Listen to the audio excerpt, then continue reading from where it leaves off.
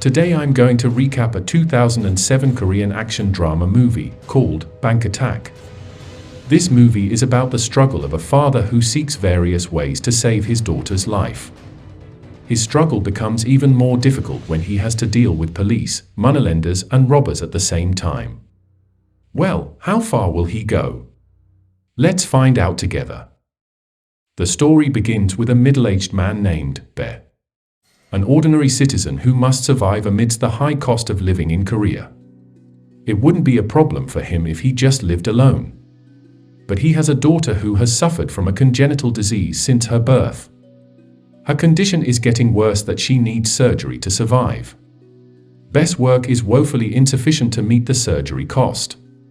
Even to pay the rent for his place, he still can't afford it.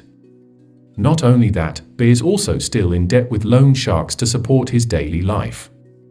And now, Bae is at his wit's end again to get the money for his daughter's medical expenses. The last option he can think of is to borrow more money from the loan shark for his daughter's treatment. Well, this time he can't think straight anymore. Even though he hasn't been able to pay off his previous debt, he dares to ask for another loan. He even made his organs as collateral for the loan. He also promised that he would immediately pay off his previous debt after his daughter's surgery. Unfortunately, right after he got the loan money, the money was stolen by a thief. His suffering doesn't end there. Her daughter suddenly lays limp. She has to be in surgery immediately. Bae is getting more desperate. He doesn't know where to borrow money anymore. Bae ends up taking his daughter to the hospital to get first aid while he tries to look for money again. This time, he realizes there is no longer a way for Bae to earn money easily and quickly other than robbing. He really doesn't want to commit a crime like this, but he also can't just let his daughter die. Afterwards, he enters Mall Bank with a mask covering half of his face and a knife in his hand.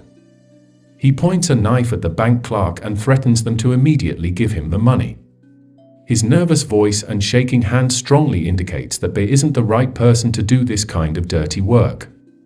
And one of the bank officers who noticed Bae's carelessness sent an emergency signal to the police. It didn't stop there. Bae's plans is getting messed up when he has to deal with 3 other thieves who happen to also robbing Mall's bank on the same day as Bae. This gang of thieves seems to have a more proper plan than Bae. They carry rifles and seem more adept at bluffing the bankers. Bae, who loses to dominance, ends up being a hostage to this gang of thieves. In the middle of the action, one of the leaders of this group of thieves is injured and unconscious. This makes things even more complicated, but also gives Bae a chance to take control again. He takes the fallen ringleader's rifle and aims it at his rivals. Don't want to take the risk, they finally decide to cooperate for now. At the same time, the police, who receive a signal from Bank Mule, immediately send several officers to check the situation there. They find out that the state of Mall Bank is in danger. Hearing this, one of the corrupt detectives, called Detective Koo, is very worried. Mall Bank is where Detective Koo hid his history of illegal transactions during his time as a detective. Detective Koo is actually a police officer who is very good at acting.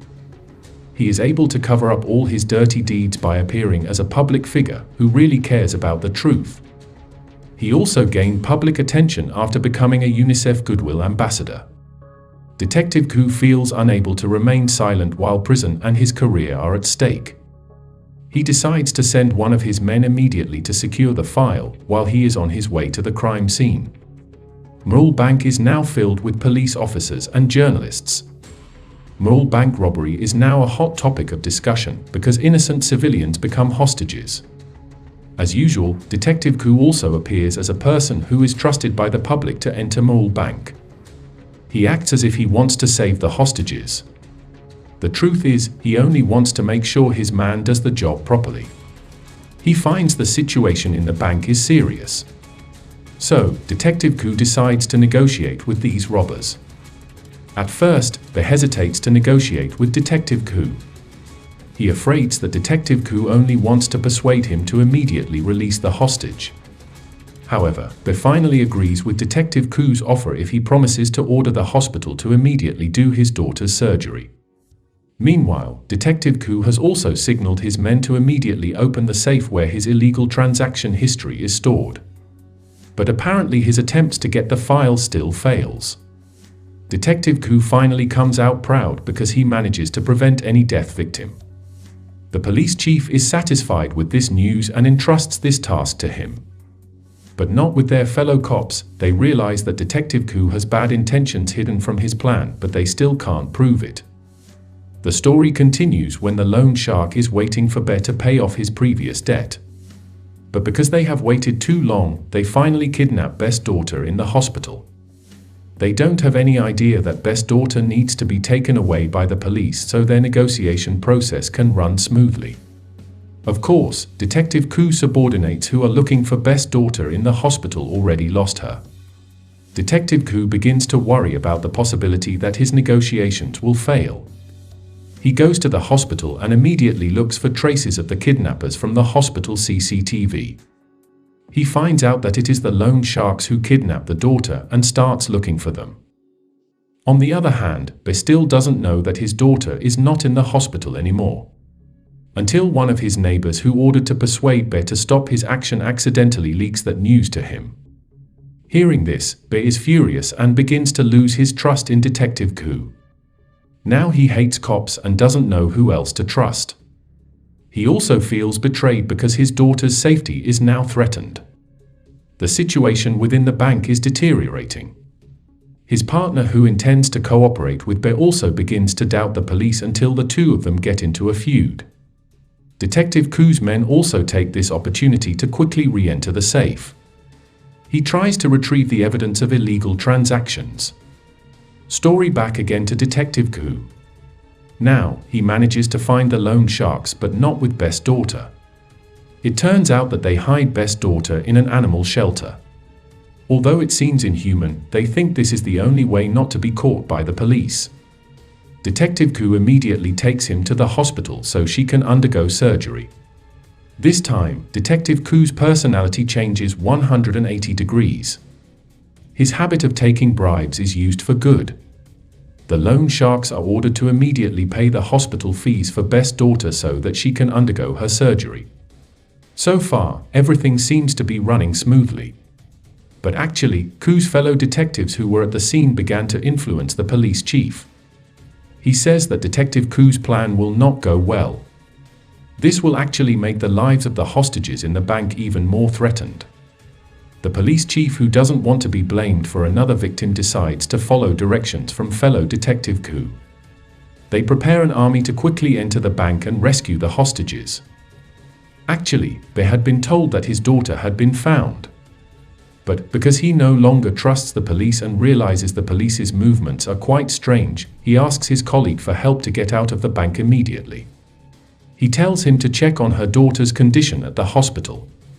They make a scenario so that his partner seems like a hostage who is released and needs to be taken to hospital. The plan goes smoothly. The police are fooled by his acting. He even manages to escape from the ambulance and immediately runs to the hospital. At this point, the hostages actually aren't worried about the possibility that Bear will kill them. They know that Bear has absolutely no intention of killing them. They understand that Bear actually has no other choice to save his daughter. However, the police who intend to break into the bank end up making things worse. They are too hasty to take action. They don't need to barge in and arrest Bear because Detective Koo already manages to fulfill Bear's request. Indeed, the hostages manage to be rescued, but Bear doesn't lose his persistence. Bear actually gives more resistance to the police. He even manages to take one of the police to be his new hostage. Bear doesn't have any other choice. He needs to endure until at least his daughter is completely safe. The police don't want to take the risk. They immediately shoot Bear when he loses his guard. The 2 bullets that lodged in his body eventually became the end of Bear's life. Actually, Detective Koo manages to approach him to bring the news that his daughter successfully undergoes her surgery. However, the police's hasty actions cost Bear his life. However, things slowly improve. Detective Koo also manages to get his history of illegal transactions. And sadly, maybe this is not the ending we want. At the end of the movie, Detective Koo's personality drastically changes. He feels responsible for Beth's death and makes this girl lose her father figure. Detective Koo orders his men to comfort Beth's daughter as the last gift and apology he can give. Well, that's how the story ends. From this movie we can learn that the love of parents for their children has no limits. They will be willing to do things that even threaten their lives just to make sure their children are safe. What do you think of Beth's struggle? Let us know what you think in the comment section. Don't forget to subscribe and like the video. Thank you for watching, and as always, see you next time.